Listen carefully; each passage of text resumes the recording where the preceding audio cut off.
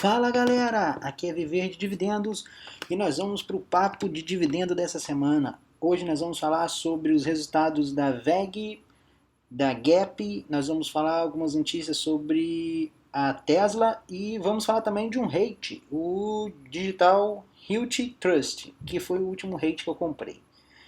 Bom, vamos lá.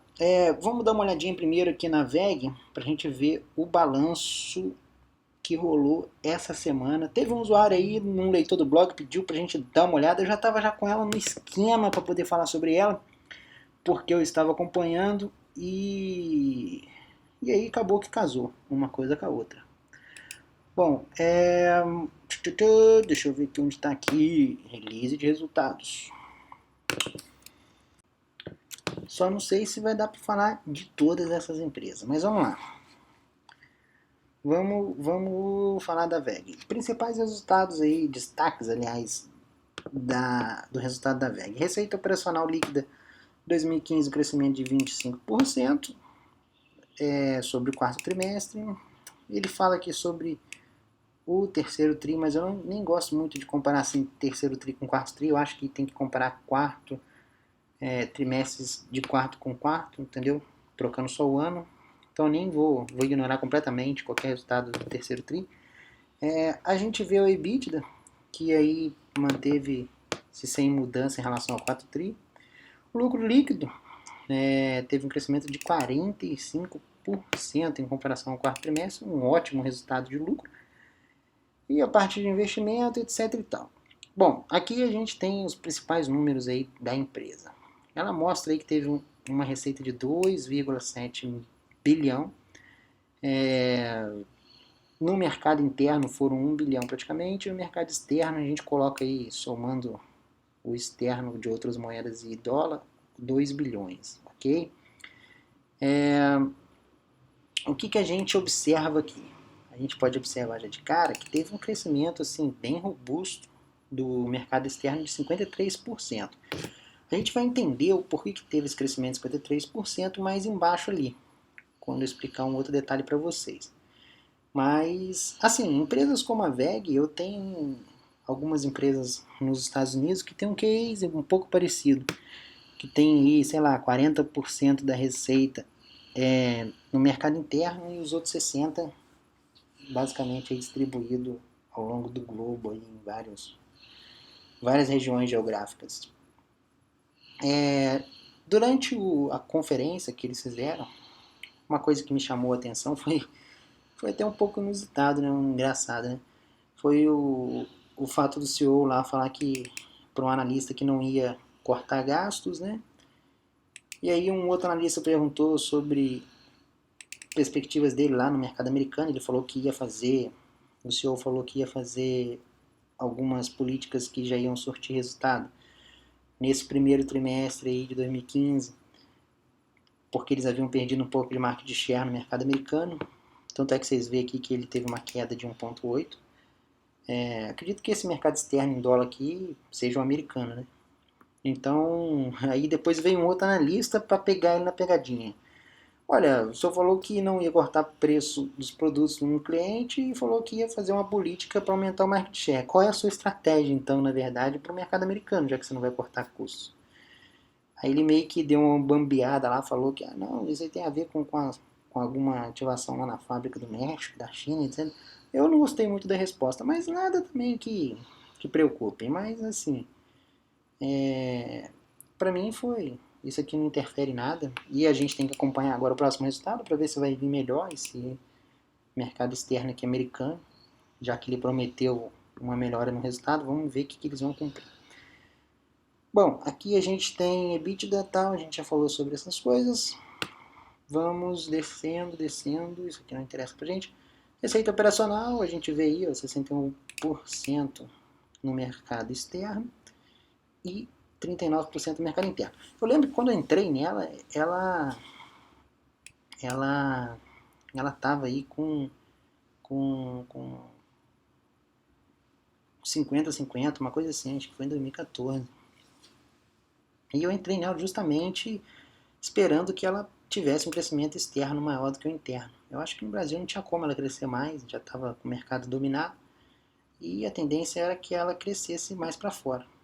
E, bom, pelo menos aí tá se revertendo aí meus objetivos aí, a empresa está correspondendo. Bom, vamos lá. A gente precisa de entender alguns pontos quando analisa a VEG. Quando a gente entra numa empresa como a VEG, ela não é uma empresa tão comum quanto as outras, que geralmente estão no mercado interno. Ela tem uma participação considerável no mercado externo. Então, quando você entra numa empresa desse tipo, você tem que levar em consideração a taxa de câmbio. E quando eu falo taxa de câmbio, não é só de dólar para real, é de dólar com as outras moedas também. Então você tem que ver a força que o dólar vai tomando ao longo do tempo. E às vezes o cara entra na VEG e às vezes ele entra com um objetivo de muito curto prazo. Aquele objetivo não se concretiza por conta do câmbio mesmo, né? Ele não consegue avaliar o momento do câmbio. E aí o cara acaba vendendo no desespero, que é o que foi que aconteceu aí. Se a gente vê aí uma queda de 10% na receita, na cotação aí quando saiu o resultado, provavelmente deve ter sido esse pessoal aí que não soube interpretar direito os números, né? Porque eles eram bem claros desde o começo. Assim, teve algumas surpresinhas que eu também fiquei até surpreso, mas nada que fosse tão negativo assim. Bom, vamos lá. Vou mostrar para vocês como que vocês têm que analisar uma empresa tipo da VEG. A empresa declara lá que teve 1,6 bi de receita, que isso daí dá 61% do rol dela, ok, galera? Ela mostrou um crescimento aí de 53% nessa receita, medidos em reais. Mas a gente, para entender o quanto que a VEG cresceu, não quer dizer que a VEG cresceu 53%, é o que eu falei com vocês, o câmbio vai sempre influenciar empresas como a VEG. Ora ele vai influenciar positivamente e ora ele vai influenciar negativamente.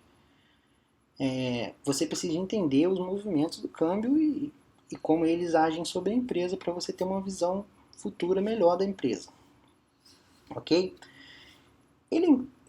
Olha, esses dois parágrafos aqui, você vai ter uma ideia muito maneira do case de negócio dela. Dá uma lida umas 3 ou 4 vezes para vocês entenderem bem. Que se você não pegar de primeira. O que a gente precisa de olhar aqui nesse ponto aqui? A gente tem aí. Como é que funciona? Deixa eu explicar para vocês. Quando a VEG tem uma fábrica lá na Argentina, digamos, ela vende em peso argentino. Esse peso, para ela declarar a receita aqui no Brasil, ela tem que pegar esse peso, converter para dólar, e de dólar ela vai e converte para real. É assim que funciona pela receita. Parte legal do trâmite é assim que funciona. Converte da moeda para dólar e de dólar para real. O que acontece? Acontece que, nesse meio tempo, o real teve uma desvalorização de 51% frente ao dólar. Então, quando ela declara lá que converteu, sei lá, 1 milhão de venda em peso para dólar, ela tem uma perda. Por quê? O dólar tá muito mais forte comparado às outras moedas. Então, assim, o real desvalorizou assim, além do limite, né? De modo geral, todas as moedas estão se desvalorizando frente ao dólar. Mas o real foi além do limite. Por conta de fatores políticos, aquela toda lenga-lenga que a gente está sabendo aqui, que está rolando aqui. Mas, de modo geral, o dólar está mais forte em todos os outros países. Então ela tem uma perda ali na hora de converter do peso para dólar. Mas ela tem um baita ganho na hora de converter de dólar para real. Por quê? Por causa da desvalorização de 51% do real. Então, assim, quando eu entrei numa empresa como a VEG, eu entrei visando esse trâmite todo. Eu falei assim, cara, ela vai estourar a boca do balão, porque o real vai desvalorizar cada vez mais e ela tem uma receita muito alta em dólar. Eu entrei com essa estratégia. Acredito que talvez muitos tenham entrado com essa estratégia. O que o pessoal não esperava era o ponto B, que eu vou explicar para vocês logo em seguida. Mas vamos lá, vamos dar continuidade aqui nessa linha que ele vai explicando para a gente.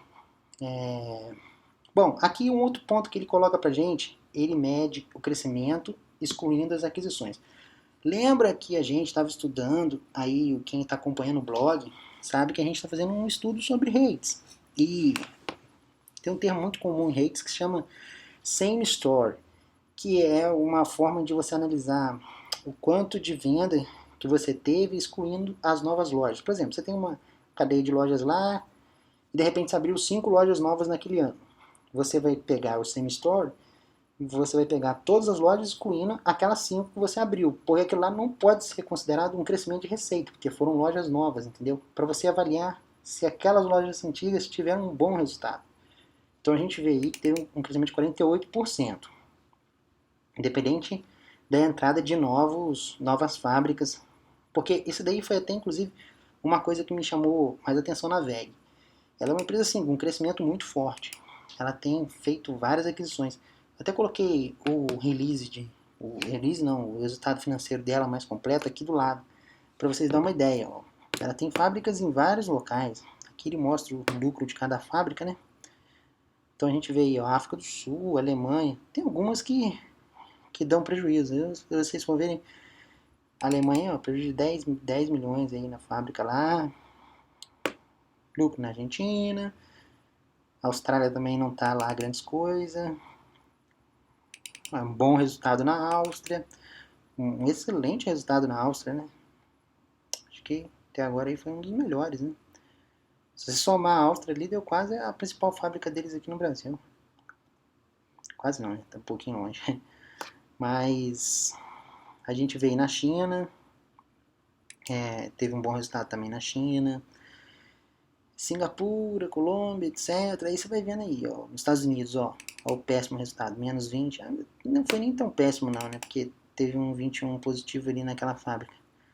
Mas essa daqui foi doído, o tombo. Mas aqui a gente compensa com o México, né? Esse México aqui esses 55 aqui deve ser praticamente para os Estados Unidos, né? O México nem ia consumir isso tudo, não. A gente vê aí ao longo aí do globo, ela é bem diversificada. Isso me chamou muita atenção. A Venezuela ferrando a gente aí mais uma vez. Isso me chamou muita atenção. Eu gostei bastante dessas aquisições. Eu gosto quando eles fazem isso. Então é um ponto positivo para eles. Até inclusive aí, ó, o ótimo resultado aí na África do Sul, ó. Lá no release, os analistas perguntaram se eles tinham intenção de expandir mais para a África, dado os bons resultados que eles tiveram. Os resultados na África foram muito bons mesmo. E a África, assim, tem tudo para crescer, né? Bom, vamos voltar lá? Então, assim, o same store, excluindo as novas aquisições, foi de 48%. As moedas locais aqui... Bom, isso daqui é o resultado real da empresa. Se você for excluir o câmbio aí e pegar só o crescimento lá no próprio local, você vai ver que foi de 9,6 a média de crescimento. Então, esse daqui é o crescimento real que a VEG teve. Esquece aquele 53%, porque aquilo lá foi por conta do câmbio, entendeu? Se você excluir o câmbio dessa jogada toda, o seu ganho aí de crescimento na VEG foi de 9,6 que a VEG teve. E aí é que é o lance que eu expliquei para vocês. Olha, como o dólar está forte, está muito forte comparado às outras moedas, quando ela pega aquele crescimento de 9,6 e transforma em dólar, o crescimento cai para 1,5, porque o dólar está muito forte. E aí vai entrar um outro fator, porque é o seguinte, onde que eu errei na minha análise? Eu acredito também que algumas pessoas devem ter errado, porque para nego vender aí no desespero. Só que, tipo assim, eu não acho que seria motivo para vender, mas a gente comprou o VEG pensando no ganho, principalmente cambial ali, porque a moeda do real ia desvalorizar cada vez mais. E a gente não considerou que a VEG é uma indústria e boa parte dos componentes que ela usa para fabricar os seus produtos é comprado em dólar. Então, praticamente, uma coisa anulou a outra. Se vocês verem no release de resultado, ele vai ver que o senhor reclama que o custo dos produtos aumentou muito. Então isso acabou assim anulando todo o ganho cambial que eles tiveram. Anulando todo o ganho não, porque eles tiveram ainda um ganho cambial, porque ele compra o produto em dólar, mas o produto que ele compra em dólar é bem menor do que o quanto ele recebeu lá em dólar da venda, né? A venda tem a margem de lucro, aquelas coisas todas. Mas aquilo lá acabou anulando um pouco esse ganho aqui de 53. Porque se, digamos que o Brasil fosse um país assim altamente tecnológico, tivesse um parque industrial legal, e essas peças fossem fabricadas aqui no Brasil. Cara, a VEG ia estourar a boca do balão. Por quê? Com um real nessa fraqueza que tivesse, com as peças fabricadas em real, ela ia trazer aquele lucro absurdo, aquela receita absurda lá, ia converter aqui em real e ia poder investir na fabricação de peças.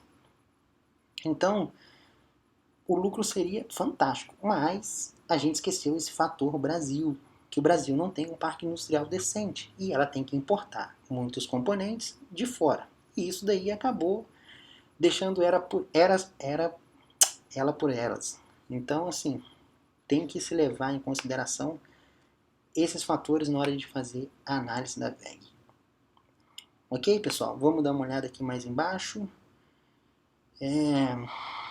A gente tem aqui a área de negócios. Aqui ele está falando um pouco de distribuição lá, dos tipos de negócio. Tem aí a questão da eólica, que é um negócio novo aí para eles. Mas eu nem vou entrar muito em detalhe sobre isso. Isso aí já está muito falado já. Parte de investimentos. O endividamento aí, eles têm feito um hedge aí para tentar se proteger da dívida em dólar que eles têm. No trimestre passado eles levaram uma ferrada nesse hedge, agora eles recuperaram. Aí tem galera maluca aí que vem falar, ah, por que não faz um hedge lá para se proteger daquele... Galera, não faz hedge de receita. Pô, imagina um maluco fazer um hedge daquele valorzão de receita lá, é impossível praticamente.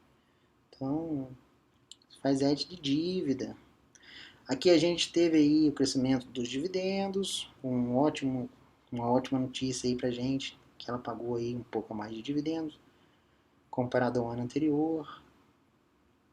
Inclusive teve aí alguns lances aí que acompanhei alguns fóruns aí, o pessoal falando, ah não, que ela cresceu dividendos à custa de financiamento de clientes. Ela financiou os clientes. A gente vê aí ó, que teve um aumento do créditos a receber aqui, ó. Era 1,8 bi no terceiro 2014, passou para 2,5. Ah, ela tá financiando os clientes, por isso que ela aumentou a venda. Não, não é isso, não é isso, pessoal. Vocês têm que entender o seguinte, quer ver? Vamos olhar aqui, ó. Vamos olhar aqui, vamos ver se a gente acha aqui. Deve estar por aqui. Esse aqui é o resultado completo. Imposto recuperado deve estar perto. Estoques aqui. Eles até fizeram uma pergunta desse tipo lá no release de resultado. Você precisa de... O lance dos clientes é muito parecido com a receita. Por quê? Você vê aqui ó, que o crescimento aqui de financiamentos aqui para o mercado interno foi baixo o crescimento, tá vendo?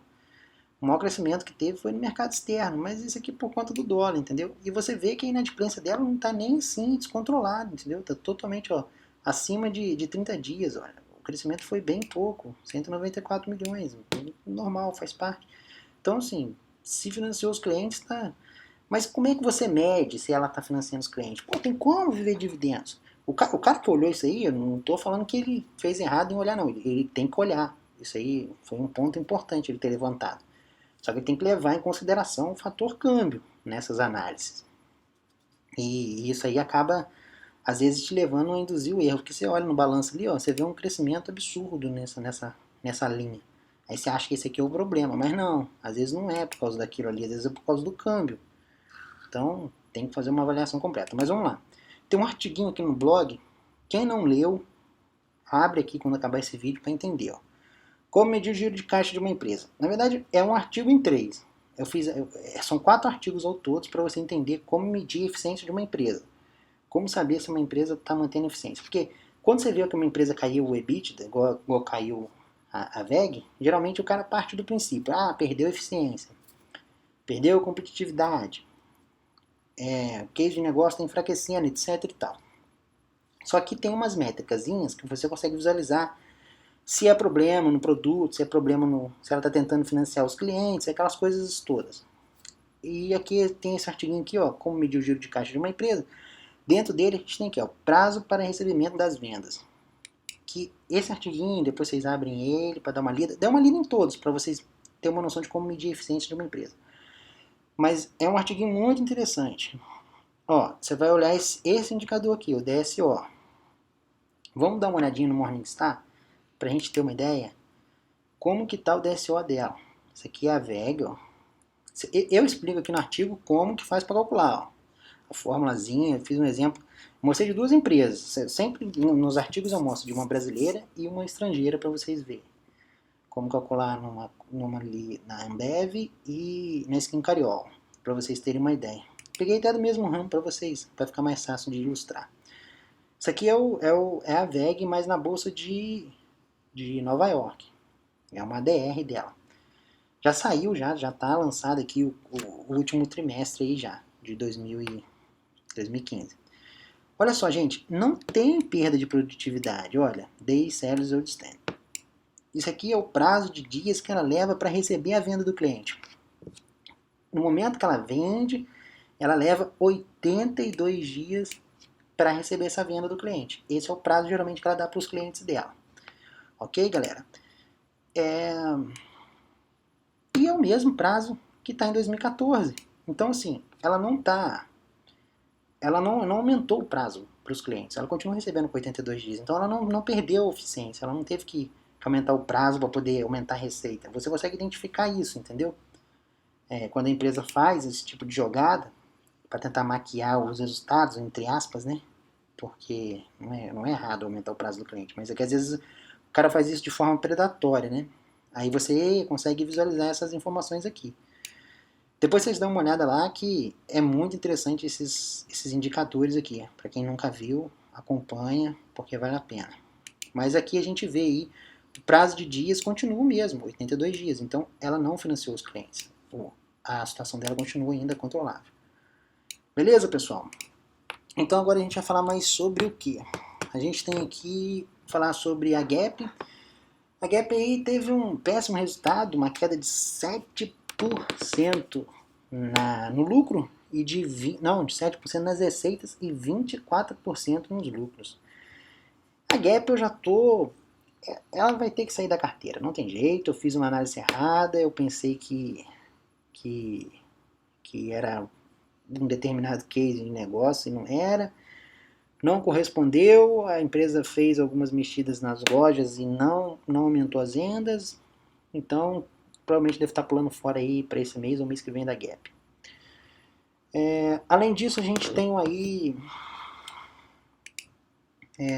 o Elon Musk publicou lá que a Tesla vai começar a fabricar carros na Irlanda e aí começa a distribuir na Europa também Tesla. Vamos ver se a Tesla consegue reverter o prejuízo que vem crescendo ano a ano. Já está aí em 800 milhões de dólares, né? Quase chegando a 1 bilhão. Eu acredito que o prejuízo deve aumentar ainda mais. É uma ação que, tipo assim, promessa do futuro a Tesla, mas não faz lucro, galera. Então, deixa a promessa para quando se tornar realidade a gente começa a investir.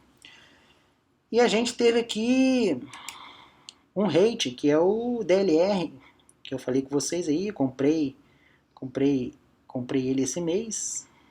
Ele deu aí, nesse último tri, já revisaram o FFO para 2015, que era de 5,5 a 5,15. Passaram para 5,12 para 5,18.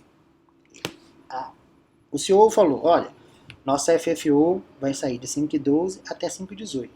Eu falei assim, porra, que ótimo. Esse aí é o FII que eu quero. É o tipo de FII que eu quero.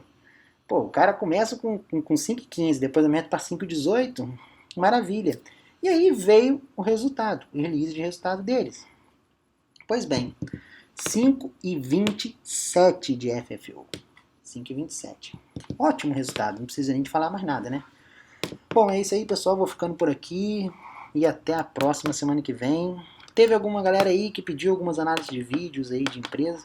Eu vou fazendo como surgiu o Caveg. Se sair alguma semana aquele balanço lá, eu tiver tempo de dar uma olhada com calma, a gente faz e joga. Acho que fica mais fácil do que falar de balanços que já tem 3, 4 meses. Então, é isso aí, pessoal. Um abraço e até a próxima.